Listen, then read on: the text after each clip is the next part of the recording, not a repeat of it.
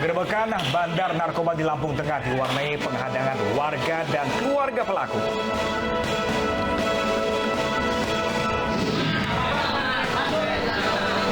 Ratusan warga rela antri dan berdesakan untuk mendapatkan sedekah di perayaan Maulid Nabi Muhammad SAW.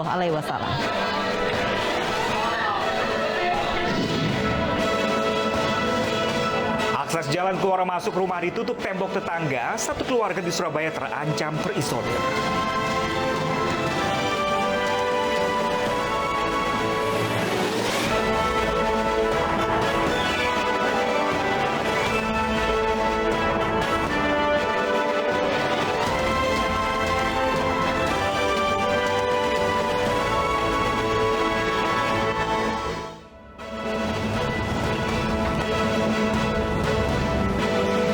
Halo, selamat siang pemirsa. Saya Pram Senjaya kembali hadir memperbarui informasi Anda dalam Ayu Siang hari ini. Selain 3 informasi tadi, pemirsa redaksi kami juga telah menyiapkan beragam informasi menarik lainnya. Dan informasi pertama akan disampaikan oleh rekan saya, Lovia Nadian. Halo Lovia, ada informasi apa saja di Ayu Siang kali ini? Baik, terima kasih Pram dan juga pemirsa. Hari ini ada informasi mengenai pemerintah terbitkan aturan terbaru. Pengendara kendaraan bermotor dengan jarak minimal 250 km atau 4 jam perjalanan wajib divaksin dan bawa hasil negatif tes COVID-19. Namun di sisi lain, pemerintah melalui Menko PMK justru mengizinkan tes antigen sebagai syarat naik pesawat. Masyarakat bingung akan aturan. Selain itu, informasi menarik lainnya akan kami sampaikan dalam Ayu Siang selengkapnya.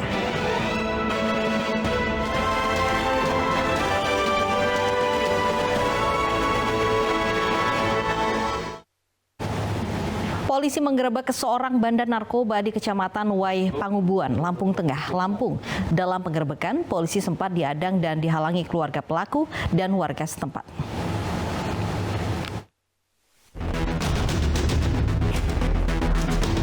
Inilah detik-detik saat anggota Sat Narkoba Polres Lampung Tengah menggerebek seorang bandar narkoba di Kampung Tanjung Ratu, Kecamatan Wai Pangubuan. Pelaku yang bernama Darwis akhirnya berhasil diringkus petugas. Namun proses penangkapan pelaku dihalang-halangi keluarga dan warga sekitar. Bahkan saat Darwis sudah dimasukkan ke dalam mobil polisi, istri pelaku mencoba mengeluarkan pelaku dari mobil. Sejumlah warga juga mencoba menghalangi mobil polisi yang hendak meninggalkan lokasi. Dari tangan pelaku, petugas menyita 35 paket sabu siap edar. Jadi pada hari ini kita telah mengamankan seorang pelaku yang juga bandar narkotika jenis sabu. Kami amankan di wilayah Tanjung Ratu, Kabupaten Lampung Tengah. Nah, dari penangkapan pelaku ada barang bukti yang berhasil kita amankan? Jadi kita telah mengamankan kurang lebih 35 klip plastik berisi kristal bening diduga sabu dengan berat total 11,95 gram. Sendiri kita jerat. Akibat perbuatannya, pelaku dijerat dengan Undang-Undang Narkotika dengan ancaman maksimal 20 tahun penjara. Dari Lampung Tengah, Lampung, Roy Perleoli, iNews melaporkan. Seorang anggota kepolisian bersama kakaknya menjadi korban penganiayaan sekelompok orang di Medan, Sumatera Utara. Penganiayaan dilatar belakangi permasalahan penyewaan dam truk.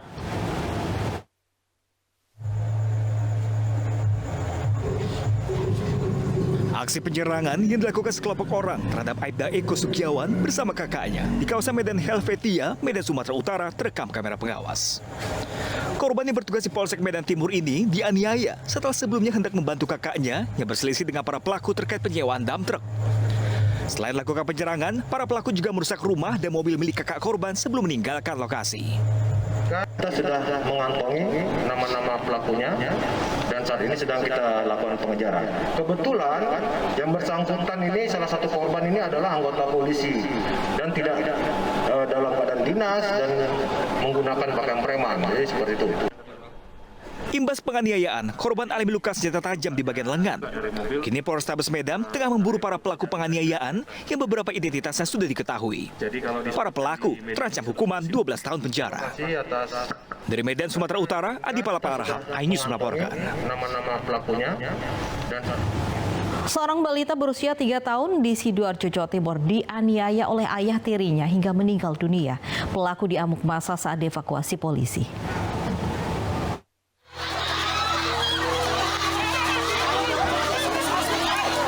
alias Uun diamuk warga saat dievakuasi petugas polisi di Dusun Gedung Kampil, Porong, Sidoarjo, Jawa Timur malam tadi.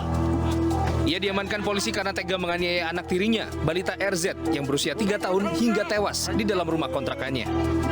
Saat diperiksa, pelaku berdalih korban meninggal dunia akibat jatuh di kamar mandi. Namun pelaku akhirnya mengakui korban tewas akibat penganiayaannya. Ibu tinggal kerja. Iya. Jadi posisi anak itu gimana? Sendiri di rumah sama bapak dirinya atau gimana?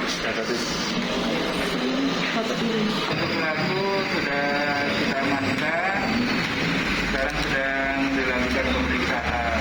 Tentunya nanti akan kita jerat dengan pasal-pasal yang kita inginkan, karena kita juga masih menunggu hasil masih dalam penyidikan yang lain. Untuk mempertanggungjawabkan perbuatannya, kini pelaku mendekam di sel tahanan. Saat ini kasus ditangani tim gabungan dari Reskrim Polsek Candi dan Polresta Sidoarjo. Dari Sidoarjo, Jawa Timur, Pramono Putra, iNews melaporkan. Diduga kesal karena kerap diomeli saat pulang tak membawa uang. Seorang suami di Kabupaten Bengkulu Selatan tega menganiaya istrinya. Akibatnya korban mengalami luka robek dan harus mendapatkan 18 jahitan.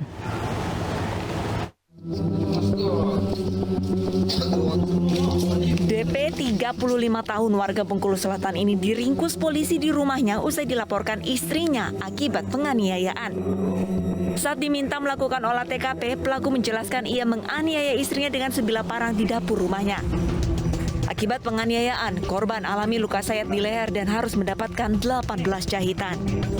Diduga kasus ini dipicu pelaku kesal karena kerap diomeli korban saat pulang tanpa membawa uang. Hingga kini personel Polres Bengkulu Selatan masih melakukan pemeriksaan terhadap pelaku. Untuk motifnya ini masih kami dalami, apakah sebatas hanya cemburu sosial atas cekcok mulut atau bagaimanapun, ini masih kita dalami karena sekarang untuk pelakunya sudah kita amankan dan masih kami mintakan keterangan. Akibat perbuatannya, pelaku dijerat pasal 44 ayat 1 tentang KDRT dengan ancaman 5 tahun penjara. Dari Bengkulu Selatan, Bengkulu, Endro Dwirawan, iNews melaporkan.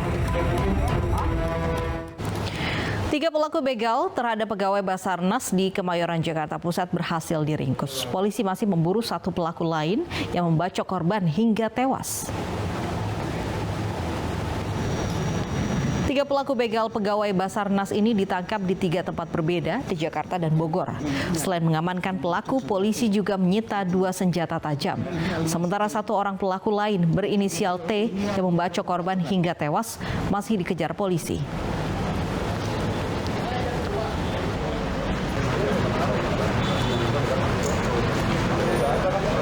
Jaran, ada fotonya mana? Ya, ini juga saya ultimatum. Ini saudara ADR ini alias T. Ini yang DPO, ini yang melakukan pembacokan. Sekalian juga tolong betul-betul diperlihatkan. Saya minta secepatnya untuk segera menyerahkan diri. Ya, kita kasih waktu secepat mungkin untuk menyerahkan diri karena kita sudah tahu identitasnya. Ini yang melakukan pembacokan. Dan yang bersangkutan juga punya LP itu di Polres Jakarta Timur.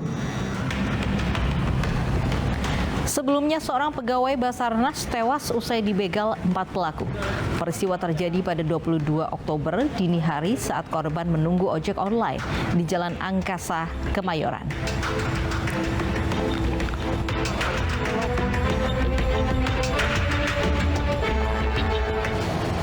Kita beralih ke informasi lain. Banjir yang terjadi di perumahan Bumi Nasio Indah, Jati Asih, Bekasi kini berangsur surut. 2 pompa masih terus dikerahkan untuk mengurangi volume air yang menggenangi pemukiman warga. Saat ini ketinggian banjir yang menggenangi perumahan Bumi Nasio Indah, Kelurahan Jati Mekar, Kecamatan Jati Asih, Bekasi, Jawa Barat berkisar antara 30 hingga 40 cm.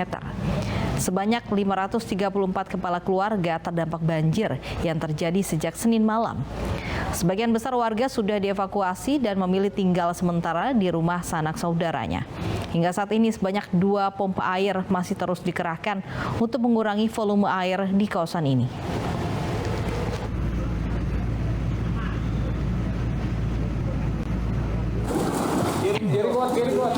Banjir di perumahan Bumi Nasio Indah Jati Asih, Kota Bekasi, Jawa Barat terjadi sejak Senin malam. Banjir disebabkan hujan deras yang membuat tanggul Kali Cakung yang berada di pinggir perumahan warga jebol.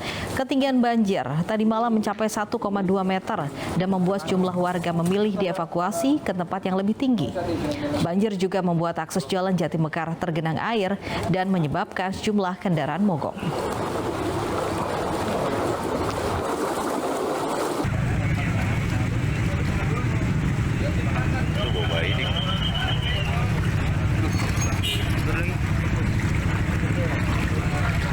Kasih jalan buat bayi.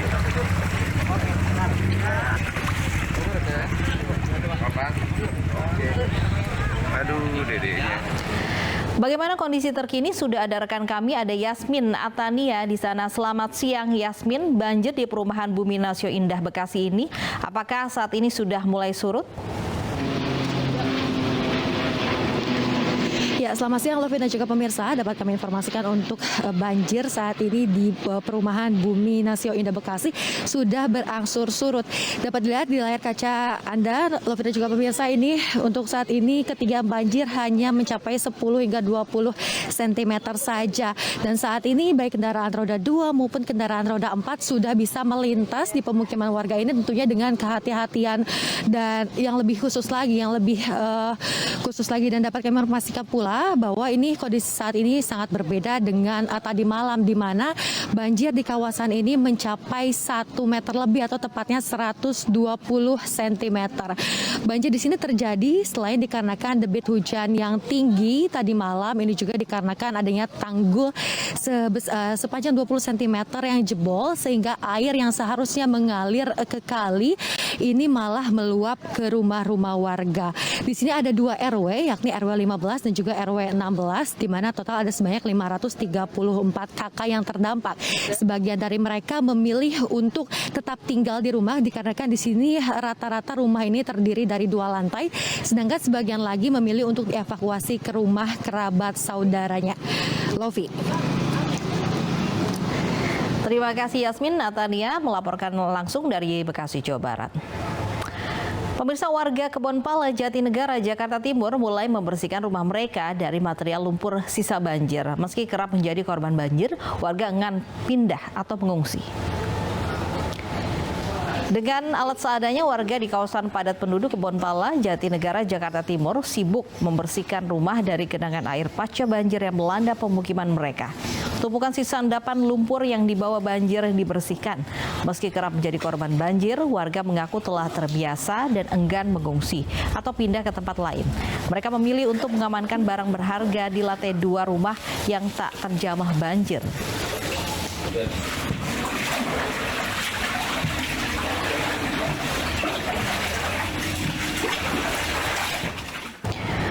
Pemirsa, hujan lebat disertai angin kencang diprediksi akan terjadi di sejumlah wilayah Indonesia hingga 6 November mendatang. Selain itu, BMKG juga menetapkan 6 wilayah status siaga bencana, di antaranya DKI Jakarta, Banten, dan Jawa Tengah.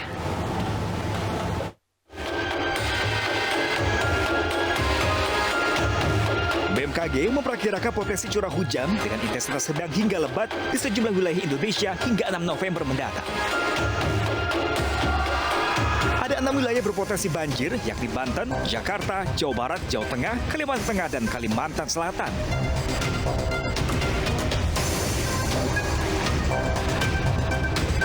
Longsor juga berpotensi dengan 2 daerah berstatus siaga bencana, yakni Sumatera Barat dan Sumatera Selatan. Gelombang ekuator yang aktif, yaitu gelombang Rossby dan gelombang Kelvin yang aktif di beberapa wilayah di Indonesia. Kemudian juga diperkirakan di akhir pekan pertama bulan November ini MGO juga akan aktif di wilayah Indonesia yang mendukung terjadinya peningkatan aktivitas pertumbuhan awan hujan di wilayah-wilayah ini. Antisipasi pun dilakukan Pemprov DKI, mulai dari regulasi hingga infrastruktur. pemerintah sudah membagi tugas semua pihak ya, dari Pemprov, jajaran semua instansi kesiapsiagaannya, BPBD bahkan TNI Polri membantu, ormas-ormas, LSM semua terlibat, masyarakat banyak sekali ya komunitas yang setelah dibagi tugas bahkan sudah menyiapkan berbagai tempat-tempat pengungsian, logistik semua sudah siapkan. Untuk antisipasi, pengerukan dilakukan di Kali Mukefar, Jakarta Barat, kawasan Sunter dan Rawabadak, Jakarta Utara, serta Kali Krukut di Bendungan Hilir, Jakarta Pusat. Sebuah truk menabrak rumah warga serta satu unit motor di Jalan Raya Outer Ring Road, Cengkareng, Jakarta Barat. Diduga sopir truk ngebut saat hujan deras mengguyur ibu kota.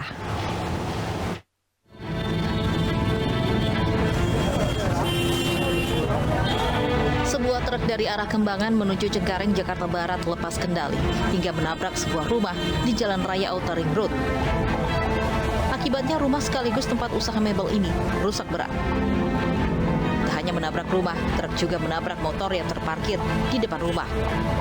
Peristiwa ini terjadi saat hujan deras mengguyur ibu kota. Saya lagi di dalam habis sholat asar, tiba-tiba ada korban sholat. Gede sekali, kira saya apa, nggak tahu dia mobil begini aja masuk ke dalam. Pertama nabrak yang listrik ini, terus kena motor, lalu begini kejadiannya. Udah. Ada korban nggak? Alhamdulillah tidak ada. Ya, barang-barang kita semuanya ludes, habis. Sopir truk mengaku mengebut dan lepas kendali saat menghindari kendaraan lain. Beruntung tidak ada korban luka dan jiwa dalam peristiwa ini. Saya hindar tangki ada kijang. Kalau ada kijang saya hindar lagi. Posisi udah ngerem tapi ngelos. Terus kunci setir ke kiri. Kunci setir ke kiri. Artinya berarti remnya ngelos. Iya. Abang pada kejadian bawa muatan atau enggak sih, Bang? Posisi bawa pala. Evakuasi badan truk dilakukan oleh unit Lantas Polsek Cengkareng, Jakarta Barat. Akibat kecelakaan ini, ruas jalan Outer Ring Road, Duri Kosambi, Cengkareng, Jakarta Barat sempat macet sepanjang 2 km. Dari Jakarta, Miftahul Gani, Anyus melaporkan.